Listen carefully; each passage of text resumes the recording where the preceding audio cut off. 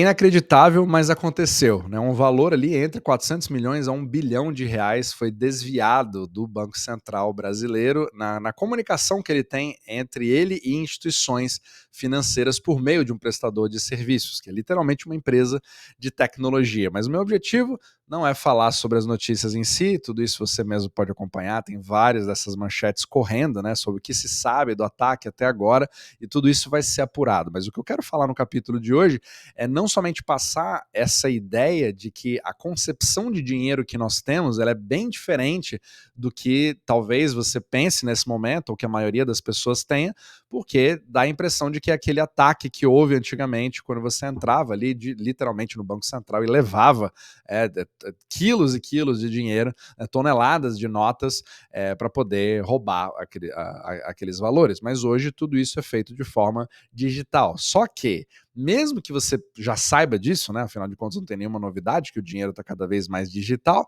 mas sim a questão de que não se trata de arquivos, como você teria, sei lá, uma mensagem, um JPEG, né? Que você vai mandar via e-mail em anexo, mas sim uma linguagem de mensagem entre bancos, que é literalmente o que a gente chama ali do sistema SWIFT, por exemplo, que reúne essa linguagem. Então pensa como se fosse um protocolo de WhatsApp, ou de Telegram, ou de o próprio e-mail. Cada um desses é um protocolo. Então dinheiro hoje nada mais é do que mensagens. Então para você criar algum tipo de roubo dessa forma, você precisa invadir o sistema de mensagens para fazer com que uma mensagem falsa possa ser reconhecida como verdadeira antes que seja detectado. Só que o mais interessante é que a gente acha que isso aconteceu somente no Brasil, é que uma coisa, não, isso aconteceu, só no Brasil acontece esse tipo de coisa, mas a grande verdade é que isso já aconteceu com o próprio Fed, e eu acho que é isso que eu queria trazer como paralelo para o nosso capítulo de hoje, onde você teve um evento bastante parecido com 81 milhões de dólares que foram desviados em Bangladesh, né? Então é uma história bastante interessante que a gente pode traçar o paralelo para você entender como que isso é possível. Mas antes de mais nada, só para passar para o pessoal, quem me acompanha aqui, pelo menos no podcast, todo capítulo eu tento passar uma ferramenta, né, para você entender cada vez melhor como que funciona todo o sistema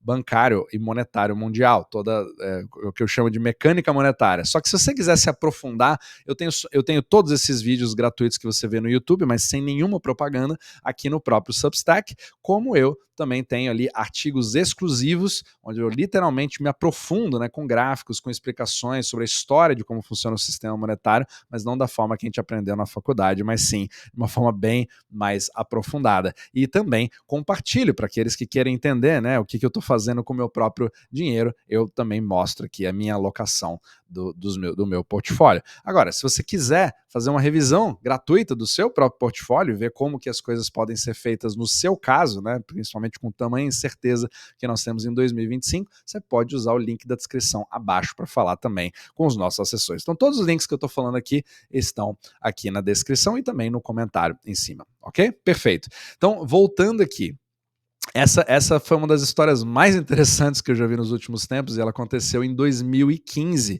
E aqui, essa história, ela tem um paralelo muito grande com o que aconteceu com o Bacen, e talvez sirva, né, para você entender como que as coisas funcionam, e como que é possível, né, se o Banco Central é o emissor daquela moeda, né, do próprio Brasil, como que você consegue roubar dinheiro do próprio emissor? Viu? Como é que você não consegue impedir esse tipo de coisa, né? E tem todas as implicações que começam daqui para frente. Então vamos lá.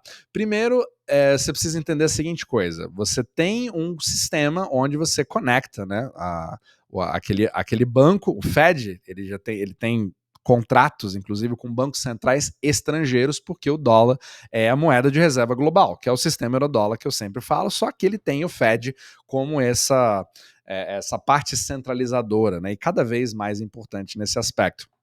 E aí muitos bancos centrais mantêm essas contas em dólares no Fed para poder fazer transações internacionais em moeda forte. Os próprios Fed Swaps acontecem exatamente dessa maneira. Agora, os hackers, o que eles fizeram?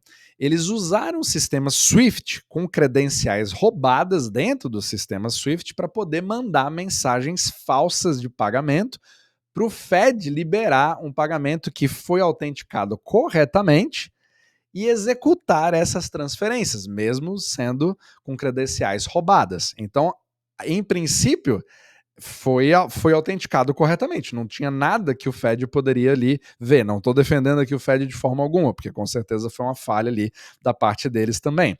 Agora, como é que foi a ordem dos fatos? Essa que acho que é uma das histórias mais interessantes. Poderia até dar um filme, né, isso daqui. Então, os hackers, eles começaram tudo isso mandando um e-mail para o RH do banco, né, de Bangladesh, se candidatando a uma vaga de emprego. E aí usou um cara lá chamado Razer Olum, né? Eu estou lendo a história aqui. E o e-mail tinha o currículo e a carta de apresentação infectados com malware. E aí um funcionário dentro do Banco de Bangladesh abriu os arquivos e permitiu que o malware infectasse toda a rede interna. Aí esse arquivo começou a escanear toda a parte da rede para identificar quais são os principais dispositivos que estavam naquele prédio. E eles chegaram num dispositivo extremamente importante que deu acesso a que viabilizasse tudo. E foi uma impressora no 10º andar, que era justamente uma sala de alta segurança, e esse foi o único dispositivo que deixou ter o acesso. Só que, por coincidência, também era um dispositivo que era usado para imprimir registros de transações milionárias que aconteciam via Swift. E dentro dessa impressora, porque tinha ali salvo, né, nos arquivos, nos logs, eles conseguiram códigos Swift, chaves criptográficas, usuários e senhas de autenticação. E aí, logo em seguida, o que eles fizeram? Com essa informação, eles mandaram 30 mensagens Swift para o Fed de Nova York, pedindo transferências que somavam no total ali de 951 milhões de dólares. Só que aqui vem o pulo do gato. Eles usaram, o momento que foi escolhido foi muito importante, porque o banco já estava fechado para o fim de semana, porque naquele momento, sexta e sábado são dias, não são dias úteis em Bangladesh. Aí na sexta-feira, dia 5 de fevereiro, o Fed começou a processar as ordens que até então pareciam ser legítimas. E aí transferiu valores para vários bancos, né, como o Bank of New York Mellon, Citibank, Wells Fargo e várias instituições americanas. Só que depois que esse dinheiro foi transferido, aí foi autorizado um pagamento via wire desses bancos americanos para contas num banco chamado RCBC, que é um banco nas Filipinas. E aí que a coisa começou a ficar bem mais interessante. Por quê? Porque na segunda-feira, passou-se o fim de semana, né? E aí, na própria segunda-feira, o banco, o próprio RCBC, que foi o receptor daquele dinheiro, estava fechado. Então, olha, foi interessante que eles usaram isso, né, como uma forma de burlar, porque eles ganharam quase 5 dias de vantagem para poder movimentar os fundos sem serem detectados, até que se abrisse novamente os bancos na terça-feira. Então você teve o fim de semana em Bangladesh, sexta e sábado, domingo em Nova York, que parou tudo, e feriado na segunda-feira nas Filipinas. Então deu quase uma semana ali, né, para eles. Então, lembrando, né, o sistema Swift ele não movimenta dinheiro diretamente, então são literalmente mensagens de instruções. Os dígitos que aparecem na minha conta eles baixam aqui e eles sobem ali. É só isso que acontece. Dinheiro é literalmente mensagem, tá? Que é o Ledger Money, né, que a gente sempre fala, que acompanha bastante aqui o podcast. Então, só que o mais interessante foi o seguinte: dos 951, só 81 milhões acabaram passando pelos filtros e acabaram de fato chegando em contas falsas do RCBC, que foram pré-preparadas com identidades forjadas. E aí esse dinheiro foi convertido imediatamente para pesos filipinos, com uma corretora de câmbio. Só que aí que vem a questão. Aqui já diferencia bastante do que aconteceu no Brasil, porque em 2015 você não tinha toda a estrutura cripto que nós temos hoje, porque na do Brasil isso foi transformado, né? Se não me engano, ele vai mostrar aqui no próprio artigo, deve ter falado aqui, que usou Bitcoin e o SDT. Né? Deixa eu ver até se ele colocou aqui Bitcoin. Nossa, não falou, nesse artigo ele não falou. Mas vários outros artigos ele falou que usou Bitcoin e também o USDT. Então isso aqui foi um sistema da CIM, né, que é uma empresa que presta esse serviço, né, que faz o acesso das instituições e toda a infraestrutura que conecta o Banco Central também no banco, né, que no caso foi a BMP, que ela atua ali como um banco, acho que um banco digital, né, que não é um banco em si, mas banco como serviço, e aí você acabou achando esse tipo de problema nesse lugar. Então, aqui você teve o uso da estrutura cripto para imediatamente transformar em Bitcoin e em Tether.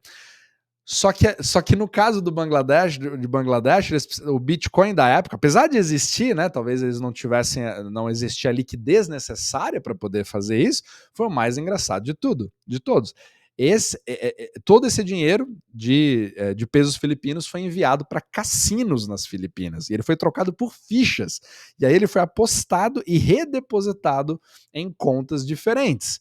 E aí teve inclusive uma transferência aqui, segundo a história, que foi de 20 milhões de dólares para uma falsa ONG no Sri Lanka, e ela acabou sendo barrada por um erro de digitação. Olha que loucura. Então, assim, na hora do desespero, tipo assim, você conseguiu a informação, você fez a autorização, você só tinha aquela janela para poder cometer o crime. Você precisa ter os receptores, e aí você tem que digitar. Imagina, você está fazendo tudo aquilo, né? Você está passando pelo sistema bancário, que é bastante diferente. Então, assim, Sri Lanka tem um sistema diferente dos Estados Unidos, que tem um sistema diferente de Bangladesh. Então, a beleza do sistema eurodólar é que ele consegue integrar esse bando de coisas, só que todos eles são diferentes. Então você acaba tendo esse problema. Inclusive, eu já fiz bastante comércio exterior e eu sei exatamente do que está sendo dito aqui, porque cada país tem o seu sistema. E aqui a galera do Bitcoin já vai ver na hora e falar, gente, por isso que esse é um dos grandes valores que o próprio Bitcoin tem. Só que no caso do Brasil, que você tem o Bitcoin e o Tether, provavelmente a escolha deles foi clara. Você quer uma que é totalmente descentralizada, e que você não pode ter nenhum tipo de bloqueio em cima, né? Só que tem o problema da volatilidade, da manutenção do valor. No caso do SDT, do Tether, você quer atrelar ele ao dólar, você perde o problema, né? Você não tem mais o problema da volatilidade, mas ao mesmo tempo, muitas pessoas não sabem, mesmo que você tenha Tether em autocustódia, ele também pode ser congelado por uma ordem judicial, porque você pode atuar ali em cima do Tether e pedir para determinada carteira ser congelada, e mesmo que você tenha as palavras-chave, você não consegue movimentar o seu Tether. Então vai ser interessante, talvez ele tenha feito ali, né, um pouco de gerenciamento de risco do seu portfólio de fuga para você saber o que fazer, e é muito comum, né, em golpes você usar também o Bitcoin e o Tether, apesar de que provavelmente vão colocar a culpa no Bitcoin e do Tether, sendo que ali foi uma falha grave do próprio sistema, no caso no Brasil, né, e nesse caso aqui que eu estou comentando, no caso do sistema euro-dólar. Só que agora vamos para as consequências. O que acabou acontecendo, né, no final das contas? Conseguiram recuperar o dinheiro? No final das contas, só 16 milhões de dólares foram recuperados, e o resto, de fato, foi lavado e depois parece que desapareceu e, segundo investigações, foi levado para a Coreia do Norte. E aí criou uma mega confusão, porque o ministro das Finanças de Bangladesh acusou o Fed de responsabilidade, alegando que as transferências aconteceram antes que o banco tivesse tempo de confirmar que eram falsas. Lembra da jogada ali dos feriados? E o Fed negou qualquer tipo de falha, alegando que as mensagens estavam autenticadas de acordo com todos os protocolos. Então não era da minha responsabilidade eu tentar identificar que uma mensagem legítima, na verdade, não era. E aí, em 2019, o Bangladesh Bank processou o RCBC, e aí o RCBC contraprocessou o Banco Central de Bangladesh. Virou literalmente uma zona, né? E o FBI indiciou o hacker Park Jin-hyuk, cidadão norte-coreano, também ligado a vários outros cyberataques, etc. Então acabou criando toda essa confusão. Para você ver